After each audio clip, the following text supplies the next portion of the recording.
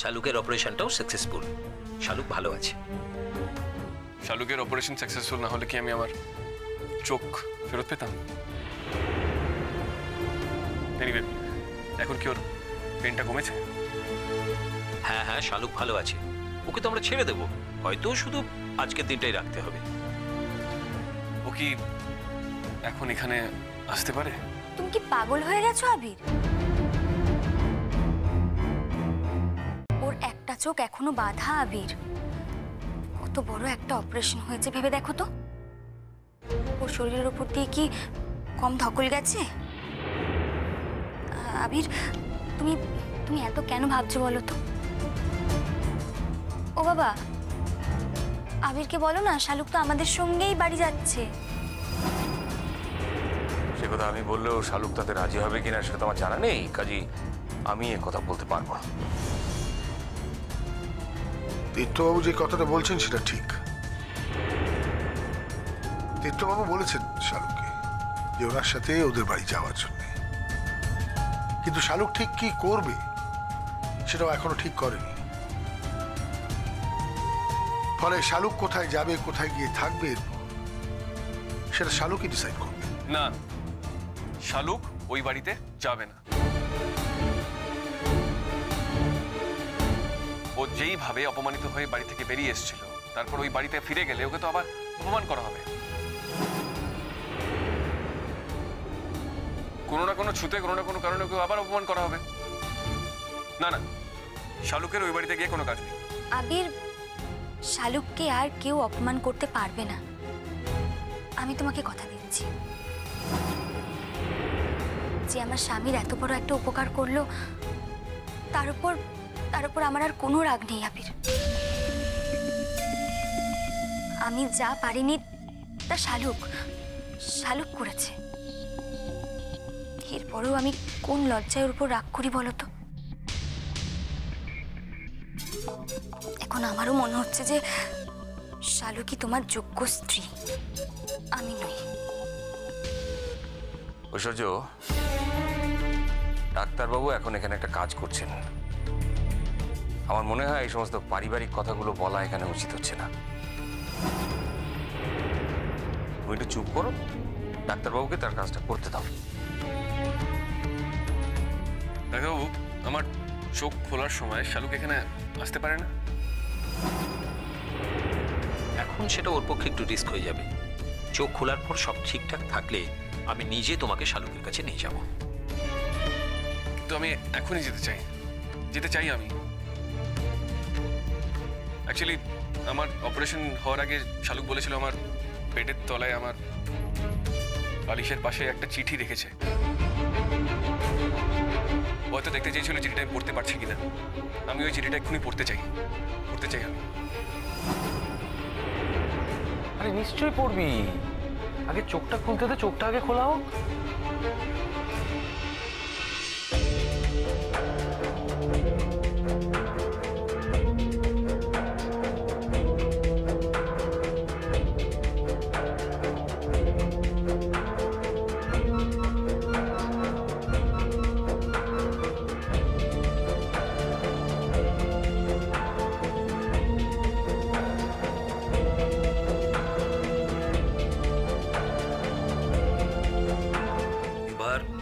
আস্তে আস্তে চোখটা খুলো।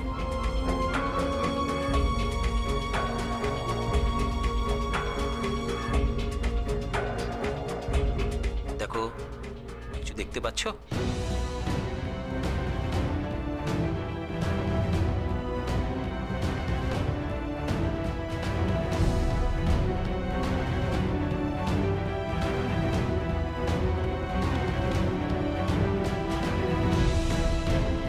বলো, কিছু দেখতে পাচ্ছ? একটু পাচ্ছি। ভালো করে দেখো, চোখের ওপর কোনো স্ট্রেস দিও না, নর্মালি তাকাও। আস্তে আস্তে, আগে যেরকম করে তাকাতে সেরকম ভাবে। আস্তে, চোখটাকে মেলে রাখো, হালকা করে মেলে রাখো।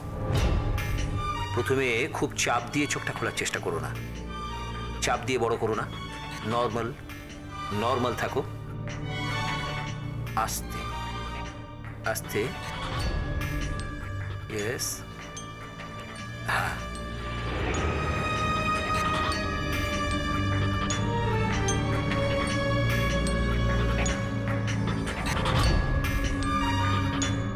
বাবু, সবার মুখটা একটু ঝাপসা ঝাপসা লাগছে।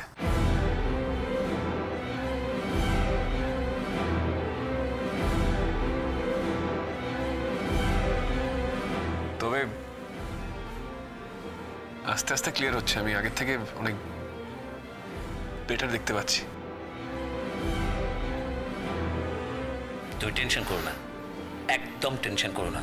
আমি তো বলেছি অপারেশন সাকসেসফুল। চোখটা মেলে রাখো, আস্তে আস্তে তাকাও, ভালো করে তাকাও, সামনে দেখো তো উনি কে দাঁড়িয়ে আছেন? বাবা।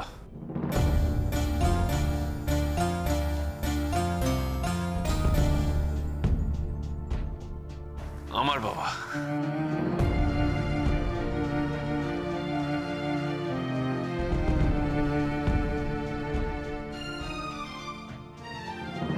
আবির, এই তো তুই তো দেখেছিস আমাকে,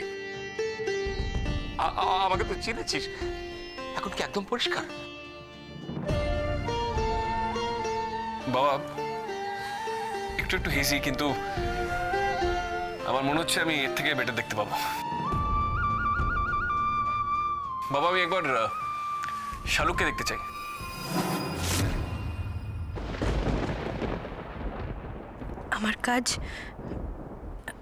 আমার কাজ আমি শেষ করে গেলাম বেলবেলাটা। আমাকে এক্ষুনি হসপিটাল থেকে চলে যেতে হবে। ঐশ্বর্য দিদির সঙ্গে আমার যে সেই শর্তই হয়েছে। আমি শুধু দেখতে এসেছিলাম নিজের চোখে তোমার দৃষ্টি ফিরে এসেছে কিনা। আমি দেখে গেলাম। তুমি ভালো থাকো বেলবেলাটা, ভালো থাকো। আমার আর কিচ্ছু চাওয়ার নেই। আমি যা চেয়েছিলাম ঈশ্বর আমাকে তাই দিয়েছেন। কে বলেছে ঈশ্বর আমার প্রতি বিমুখ? তিনি আমাকে কখনো দেখেন না। এই তো তিনি দেখেছেন। তিনি দেখেছেন বলেই না আজ তুমি তোমার দৃষ্টি ফিরে পেলে। আমার মনোবাসনা পূর্ণ হলো। এবার তুমি তোমার স্বপ্ন পূরণ করো বেলবেলাটা। আমি দূর থেকে তোমাকে ঠিক দেখতে পাবো, ঠিক জানতে পারবো তোমার খবর। ঐশ্বর্য দিদির কাছে আমি কথা দিয়েছি, আর কোনো শর্তেই আমি তোমার সঙ্গে দেখা করতে পারবো না। তুমি ভালো থেকো বেলবেলাটা। আমি চলে গেলাম। বলো তো উনি কে?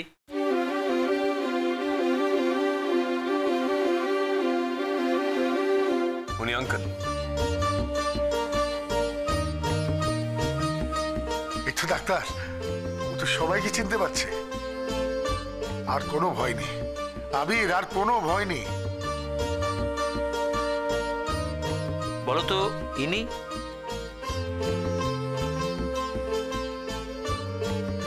ছোট, আমার কাকা। ব্রিলিয়েন্ট, এটাই তো চাই। আমি বলেছিলাম না দিব্যি এখান থেকে হেঁটে গিয়ে তুই গাড়িতে উঠবি, তারপর যখন গাড়ি থেকে গিয়ে বাড়িতে নামবি তখন গটগট করে নিজের পায়ে ঘরে ঢুকবি। হলো? আমার কথাটা ঠিক হলো? বল না, বল না, আমার কথাটা মিললো কিনা বল। আর ইনি?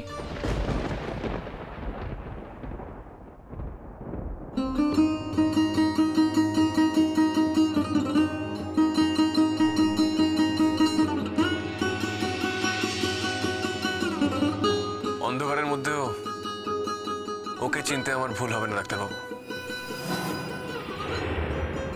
আমার জীবনে অনেক অন্ধকার ওর হাত ধরে এসছে কিনা।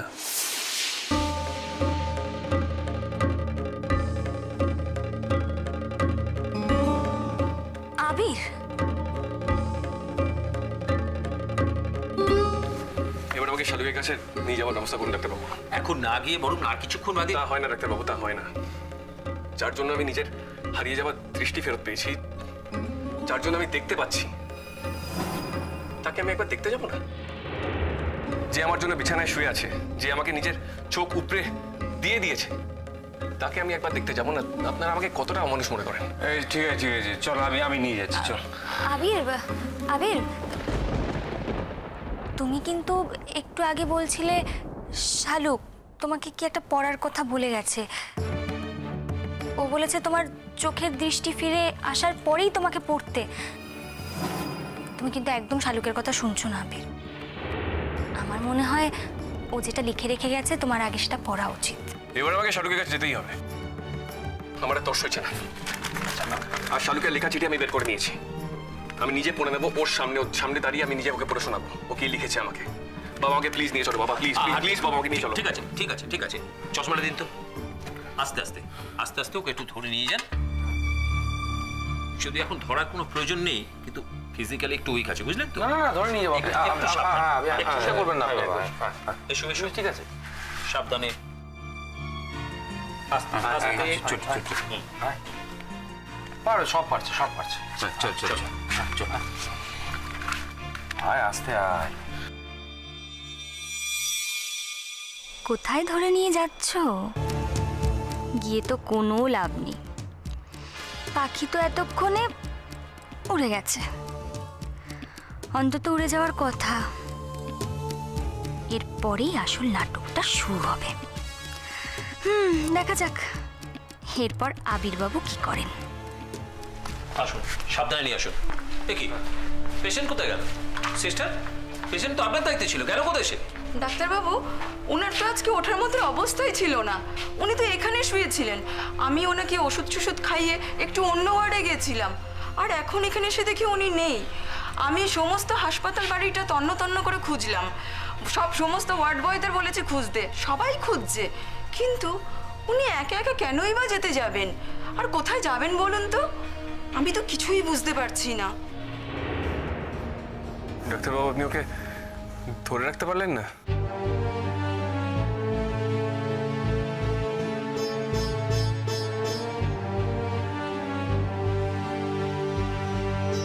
আমার চোখের দৃষ্টি ফিরে আসার পর ও আমাকে এই অবস্থায় না দেখে কোথাও যেতে পারে না। ডাক্তারবাবু, ডাক্তারবাবু, ও তো আমাকে কথা দিয়েছিল যে আমাকে কোথাও ছেড়ে যাবে না, কোথাও ছেড়ে যাবে না। মিমি, তুই জানিস শালুক কোথায় গেছে? কি আশ্চর্য বাপি, তুমি আমাকে জিজ্ঞেস করছো কেন? আমি কি করে জানবো বলো তো শালুক কোথায় গেছে? আমি তো আবিরের কাছেই ছিলাম, আমি তো আবিরের সঙ্গে ছিলাম, আবিরকে নিয়ে ব্যস্ত ছিলাম। কাল তুমি ওকে কি বলেছিলে?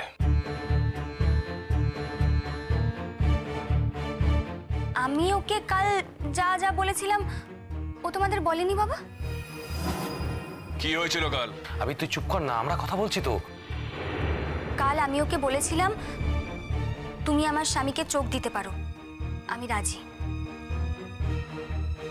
আর সেই জন্যই আজ আবিরের অপারেশনটা হয়েছে। ডাক্তার তো রিফিউজই করে দিয়েছিল। কেন তোমরা তো সেই কথাটা একবারও বলছো না? উল্টা আমাকে জিজ্ঞেস করছো ও কোথায় গেছে। আরে বাবা, আমি কি করে জানবো ও কোথায় গেছে? ওকে আমাকে বলে গেছে নাকি? এর মধ্যে নিশ্চয়ই তোমার কোনো কারসাজি আছে। কাল শালুকের সঙ্গে অতক্ষণ কথা বলা দেখে আবার সন্দেহ হয়েছিল। না হলে ওর কোনো কারণ ছিল না এখান থেকে চলে যাওয়ার। শোনো মিমি, একটা কথা আমি তোমাকে স্পষ্টভাবে জানাই,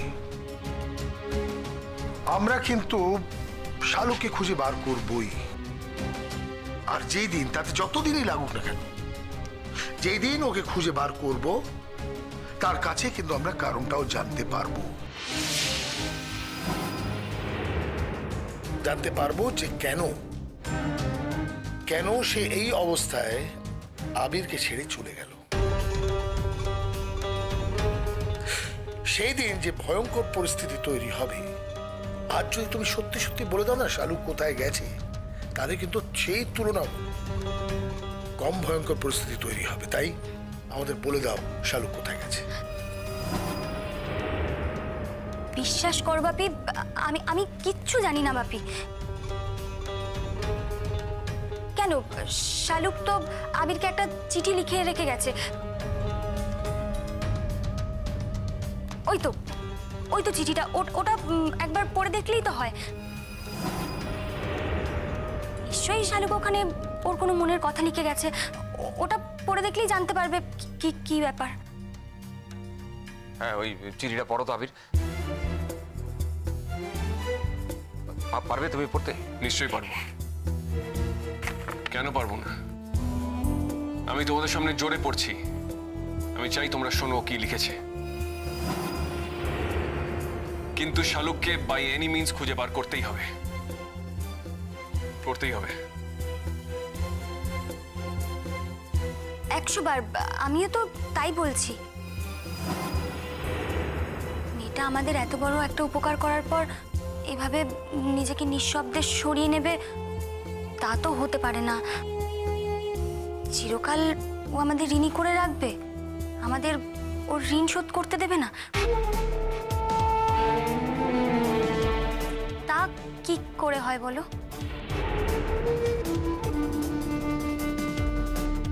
সেই চরণের শুভেলবেলাটা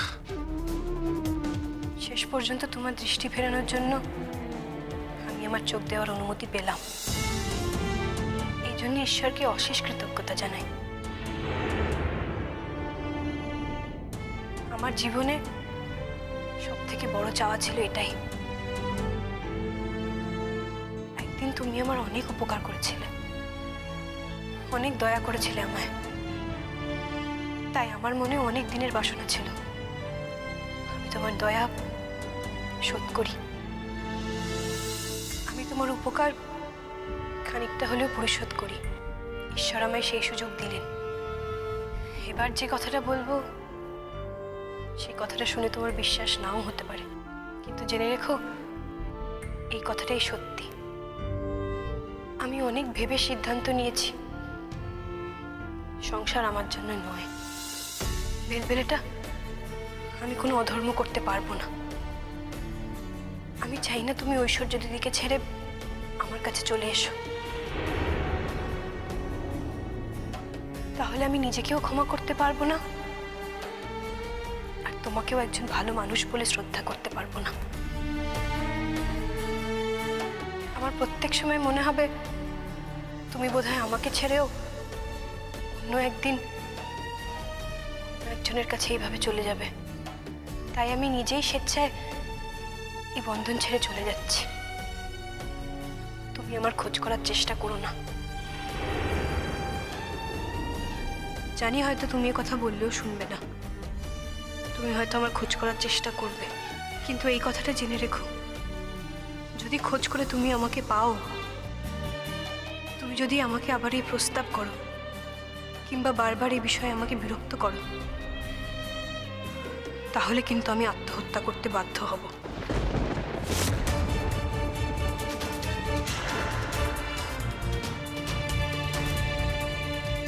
তুমি তো জানো আমার নিজের শরীরের প্রতি কোনো মায়া নেই, তা না হলে আমি আমার নিজের চোখ এভাবে দিয়ে দিতে পারতাম না। সেই জন্যই বলছি, তুমি আমাকে কোনোদিনও জোর করতে এসো না, তাতে ফল হিতে বিপরীত হবে। তুমি যদি চাও আমি বেঁচে থাকি, তাহলে আমার কাছ থেকে দূরে থেকো। তুমি যদি চাও আমি ভালো থাকি, তাহলে ঐশ্বর্য দিদিকে নিয়ে সংসার করো।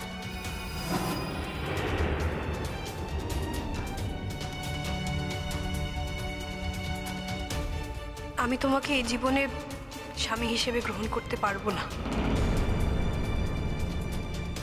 ক্ষমা করো আমাকে ইতি। শালুক,